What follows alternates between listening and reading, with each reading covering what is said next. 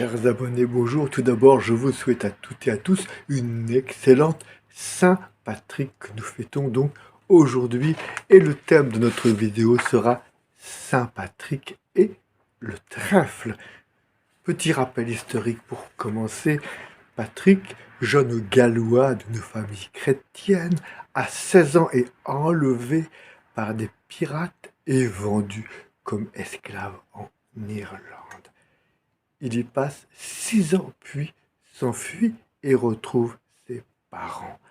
Après un séjour en France, où il est consacré évêque, il se sent appelé à revenir dans cette Irlande de sa servitude pour l'évangéliser.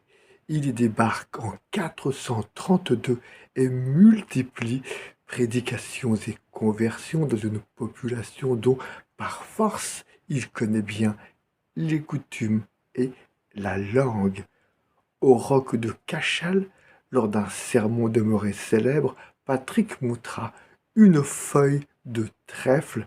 Voilà la figure de la Sainte Trinité, le Père, le Fils et le Saint-Esprit sur un même pétiole, trois qui ne font qu'un. Les figures de triade étaient familières à la religion celtique. Le trèfle deviendra donc aussitôt le symbole de l'Irlande. On pense que la plupart des druides devinrent des moines sous la conduite, tout en finesse et en image de leur évêque Patrick. À partir du XVIe siècle, les Anglais et les Irlandais commencèrent à associer le trèfle à l'Irlande. Saint-Patrick a été représenté sur les pièces de monnaie irlandaises avec un trèfle à la main à partir de 1675. Au XVIIIe siècle, le trèfle est même devenu le symbole du patriotisme contre la lutte des Anglais qui étaient l'occupant, et le vert devint, lui, la couleur de l'Irlande.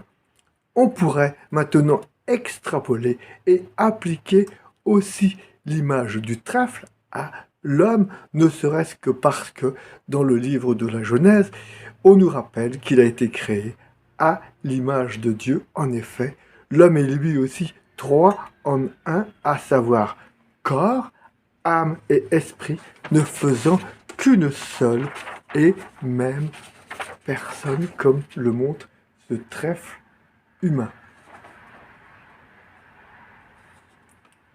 Dans le trèfle, comme vous l'avez vu, chaque feuille est identique aux deux autres et reliée au même pétiole, comme en l'homme, où doivent coexister en état de bon équilibre corps, âme et esprit.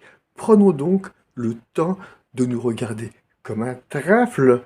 Je dis bien prenons le temps, car c'est au temps accordé à chacune de nos trois feuilles qui attestera du soin que nous leur accordons. Ce juste accordage nous vaudra de porter ce qu'on appelle couramment de bons fruits, mais plus concrètement, à l'image du trèfle, de porter de belles fleurs et d'enjoliver le monde. À l'inverse, ne pas prendre soin du trèfle que nous sommes nous expose à diverses maladies au niveau de la feuille négligée, que ce soit le corps, l'âme ou l'esprit.